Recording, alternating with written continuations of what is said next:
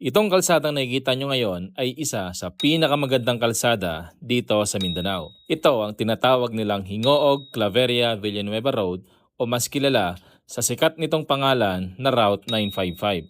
Ito ay sikat na sikat dahil sa napakaganda nga naman itong kalsada na may 2 to 4 lanes na rin. Ito rin ang nagsisilbing diversion road kung saan makakatipid ka sa biyahe mo ng 50 kilometers. Tipid ka na sa gasolina ay makakatipid ka rin sa oras ng biyahe mo. Dagdag mo pa dyan ang talaga namang sulit na mga tanawin na makikita mo rito. Sa kahabaan nga ng nakakamanghang kalsadang ito ay matatanaw mo rin ang naggagandahang mga punong kahoy tulad ng lawaan, mulave at pine trees. Dito nga sa aerial shot natin ay kapansin-pansin din ang naggagandahang mga bahay.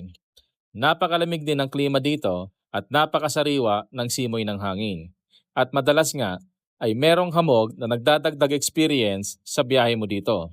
Dahil nga din sa taas ng lugar na ito, ay abot kamay mo na rin ang mga ulap dito. Kung ikaw ay magagawi rito, payo ko sa iyo ay magdala ka ng jacket dahil talagang napakalamig nga naman dito. Ang kalsadang ito ay may habang 70.9 kilometers na nagkokonekta sa bayan ng Villanueva, Claveria at Hingoog City dito sa Misamis Oriental. Ang napakagandang kalsadang ito ay isang National Secondary Highway na nagsisilbing diversion road, halimbawa mula Butuan o Surigao papuntang Cagayan de Oro. Kapag dito ka dumaan ay napakalaki ng matitipid mo sa oras at gasolina. Makakaiwas ka rin sa traffic at init doon sa main highway. At kung dito ka nga dadaan, ay pwede ka munang huminto, magpahinga at mag-relax-relax dahil dumarami na rin ang mga pasyalan dito. Sa ganda ng lugar na ito ay nagpasya kami magstay ng 1 linggo, dala-dala ang buong bahay namin. At araw-araw nga at maya-maya ay nagkakaroon ng makapal na fog dito. Kapag dito ka tumira ay hindi mo na kailangan ng aircon o electric fan. Napakasariwa na ng hangin,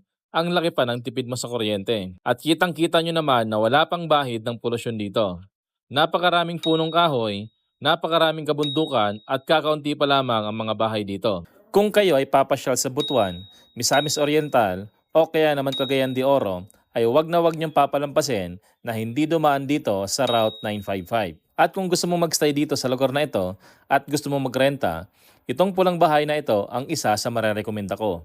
Napakabait ng may-ari, napakaganda ng bahay at kumpleto pa sa gamit. Pwede kayo mag-overnight dito o kaya naman ay mag-celebrate ng kahit na anong klase ng okasyon. Dito nga namin pinili celebrate ang birthday ng isa naming kasama. Sa mga bago pa lang po dito sa channel namin, kami po ay naglilibot sa buong Pilipinas gamit itong lumang jeep tapos ginawa naming bahay.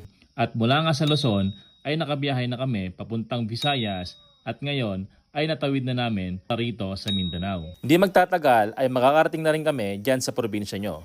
Kamusta nga po pala ang mga kalsada dyan sa probinsya nyo? Pa-comment naman ako kung ano ang pwede naming madaanan dyan.